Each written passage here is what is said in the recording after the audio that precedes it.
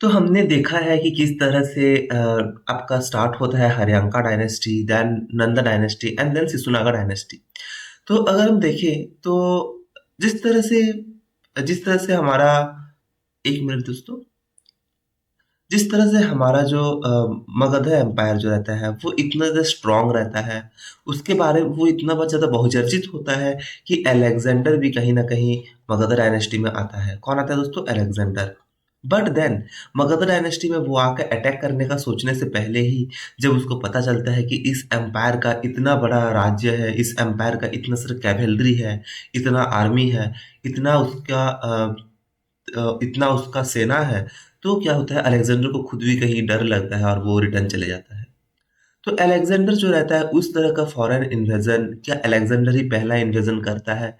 क्या उसके पहले और भी कोई इन्वेजन होते हैं? इन्वेजन मतलब लूटना किसी जगह को, ठीक है? तो क्या उससे पहले भी कहीं पे कुछ होता है? इसके बारे में चलिए हम लोग पहले देखते हैं। तो आज का टॉपिक बहुत छोटा ही रहेगा। जनरली दो इन्वेजन ही हम लोग पढ़ेंगे। पहला इन्वेजन है ईरानियन और पर्शियन इन्वेजन। डेरियस का ये इन्वेजन रहता है 518 बीसी में। तो 540 के आसपास हमारा हर्यंका डायनेस्टी स्टार्ट होता है। ठीक है, हमारा जो मगध एम्पायर स्टार्ट होता है। तो उसी के आसपास देखिए 30 साल के अंदर ही डेरियस आता है और वो इन्वेजन करता है, वो लूटना चाहता है। तो एकेमेनियन रूलर ऑफ ईरान, ठीक है, पर्सिया का, वो अपना एम्पायर को उसी टाइम ही एक्सपैंड कर रहे थे जब मगध एम्पायर बड़ा हो रहा था। तो इसीलिए क्या होता है कि जब दो एम्पायर, मान लीजिए ईरान बगल में है और ये इंडिया है बगल में, ठीक है, ईरान और इंडिया, तो दोनों एक ही साथ एक्सपांड कर रहे हैं। तो इसके लिए क्या होता है, इसके लिए वो जो नॉर्थ वेस्ट फ्रंटियर रहता है इंडिया का, ठीक है, ये जो बाउंड्री वाला रीजन है इंडिया एंड ईरान का, तो उसका वो लोग एडवांटेज उठाते हैं। एकामिनियन रहते हैं ruler Darius one, Achaemenian ruler Darius one, जिनका नाम है दरिया बाहू कहा गया है।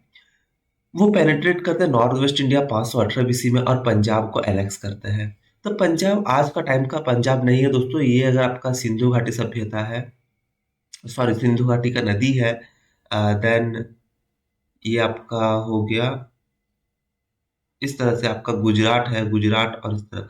तो ये जो लैंड एरिया है, ये जो नदी है, नदी का वेस्ट में जो रीजन है, इसको पूरा पंजाब कहा गया है। ठीक है, Punjab west of Indus and Sindh, ठीक है। तो इसमें 20वां प्रोविंस है satrapy Iran. Total provinces Iranian का बीइंग 18, ये जरूरी नहीं है पढ़ना। तो ये जो प्रोविंस था दोस्तों, इसमें क्या था, बहुत फर्टाइल जमीन हुआ करता था ईरानियन एम्पायर का। तो जिस तरह से जब वो लूट लिए हमारे पंजाब को, वेस्ट जो साउथ वेस्ट साइड है, लूटने के बाद वो एरिया बहुत आपका फर्टाइल रहता है। नदी के किनारे आप कोई भी एरिया देखिए, तो मान लीजिए नदी है, तो उसका आसपास का ये जो एरिया रहता है बहुत फर्टाइल प्लेन्स रहता है। उसका रीजन है क्योंकि पानी जो रहता है, पानी कहीं से कहीं बहा करके जो एलुवियल सॉइल को लाता है, एलुवियम, एलुवियम कहा जाता है उसको, ज्योग्राफी में हम लोग पढ़ेंगे। उसको बहा के वो लाता है पानी। तो वो जो बैंक्स में, नदी का बैंक्स में, तालाब का बैंक्स में जो चीज़ों को एल्युवियल सॉइल को डिपॉजिट करता है, उसकी वजह से जो सॉइल है बहुत फर्टाइल हो जाता है। ठीक है, इंडो ईरानियन कॉन्टैक्ट लास्टेड। तो वो लोग आके लूट लिए थे, लूटे भी, और प्लस क्या करते हैं वो लोग आकर के पंजाब को लूटने के बाद उसका जो फर्टाइल सॉइल है उसको भी कैप्चर कर लेते हैं। तो ईरानियन इन्वेजन का इफेक्ट क्या था? देखिए, Indo Iranian trade and commerce वो बढ़ जाता है।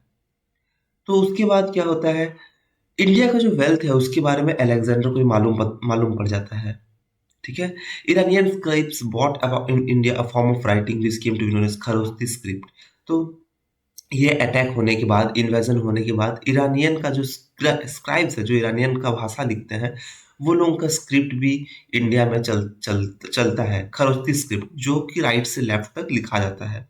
ठीक है, तो उसी के बाद कहीं ना कहीं ये स्प्रेड हुआ है, खरोस्ती script. Iranian influence on Mauryan sculpture is clearly perceptible, especially in the bell-shaped capitals.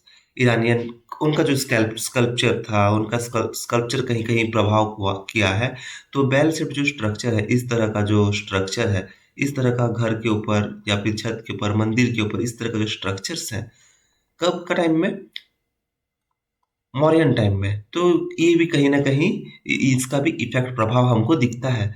तो ये सब चीज़ जो है, इरानियन इन्फ्लुएंस में also traced in the preamble of Ashoka's edicts, ठीक है? तो अशोकास का जो एडिक्ट्स हैं, उनका जो लिखा हुआ जो किताब है, किताब तो नहीं जनरली उनका जो लिखा हुआ कह सकते हैं लिखा हुआ जो हमको जो एडिक्ट्स मिलते हैं, यानी जो हम लोग को ज्योग्राफिकल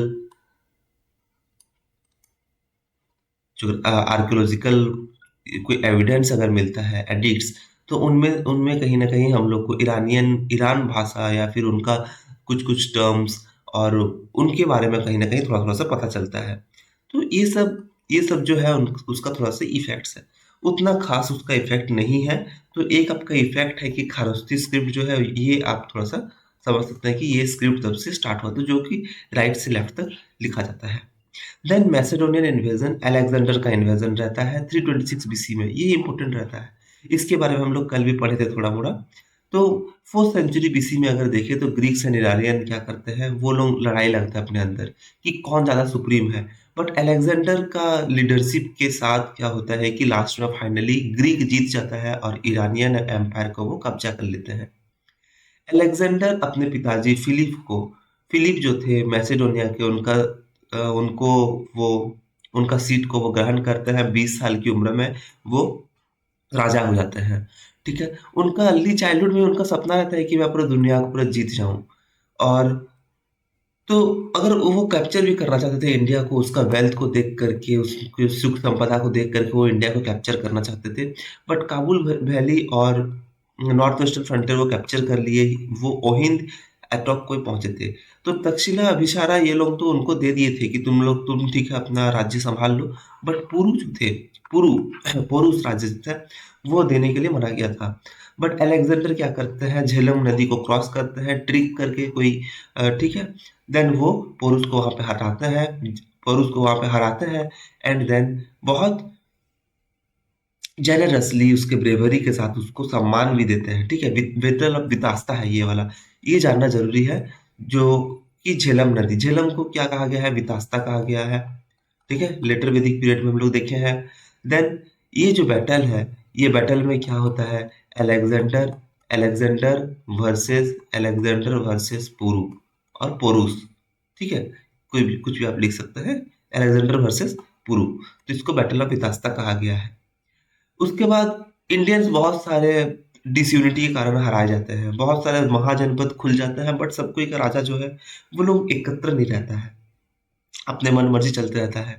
ये विक्ट्री के बाद सकाला का ग्रीक फोर्सेस लास्ट में बीज नदी के किनारे आता है। बीज को क्या कहा जाता है दोस्तों? कमेंट करिए ग्रुप में, बीज को क्या कहा जाता था? बीस नदी को। अलेक्जेंडर, फिर देखते हैं Alexander had to return from this place as soldier refused to go further. तो यही बात था कि उसका जो सोल्जर है वो मना करता है कि और हम लोग आगे नहीं जाएँगे, एंड वो जो बड़ा जो मगध एम्पायर था उससे वो लोग डर करके वो लोग रिटर्न चले जाते हैं। तो इस यही अरेंजमेंट करने के बाद अलेक्जेंडर मार्च बैक करता है सितंबर 325 बीसी में, और वो बेबीलोन पहुँचते हैं 323 बीसी में, और उनका वहीं पे देहांत हो जाता है, उनका वहीं पे मृत्यु हो जाता है 33 ईयर्स में। तो आप देख सकते हैं किस तरह से 20 साल की उम्र में वो अपना इन्वेजन स्टार्ट करते हैं। वो हराते हैं आपका ईरान को हराते हैं। इंडिया का वो कैप्चर करते हैं, तक्षशिला कैप्चर करते हैं, पोरू कैप्चर करते हैं। वो फिर मगध को भी कैप्चर करना चाहते थे, बट उनका सेना मना करता है कि हम लोग नहीं कर पाएँगे उसको। तो इफ़ेक्ट क्या था? इससे क्या होता है दोस्तों, ट्रेड जो हुआ है इंडिया एंड यूरोप के बीच में, वो ट्रेड बढ़ जाता है। ठीक है? रूट्स पता चल जाता है कहाँ-कहाँ से क्या है, तो ट्रेड बढ़ जाता है इंडियन एंड यूरोपियन के बीच में। Establishment of Indo-Bactrian and Indo-Parthian states, तो कहीं न कहीं थोड़ा-सा कुछ चेंजेस होता है इंडो-पार्थियन एंड इंडो-बैक्ट्रियन स्टेट्स।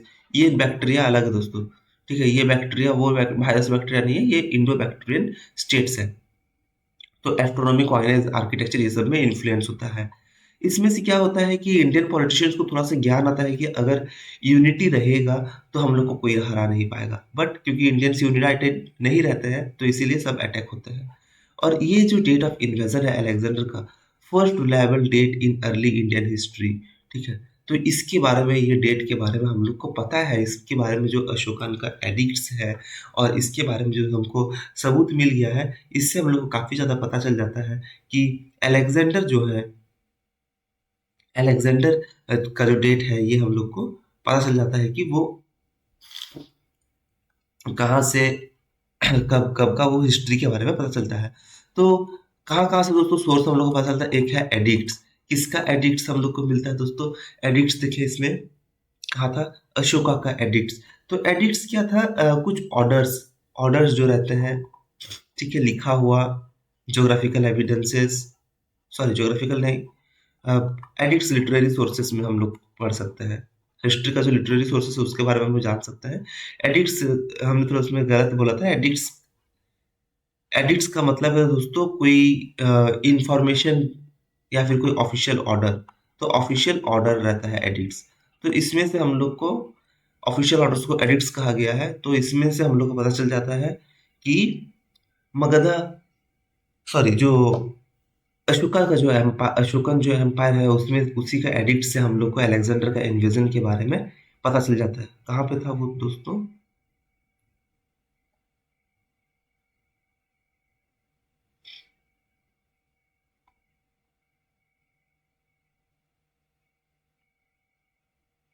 हाँ, ईरानियन एडिक्ट्स में था ना दोस्तों, मौर्यन स्कल्पचर, हाँ। हाँ, अशोका का एडिक्ट्स यहीं पे था। ठीक है, तो अशोका का एडिक्ट्स मतलब अशोका का ऑर्डर्स, ये वाला रीजन में है। ठीक है, जो भी है इफेक्ट्स ऑफ इरानियन इन्वेजन में है। तो यही है आज का टॉपिक। तो आज ज्यादा बड़ा नहीं करेंगे, छोटा सा टॉपिक था, थोड़ा सा बस इसको पढ़ने का जरूरत है, एक बार जाके आप इसको पढ़ लीजिए।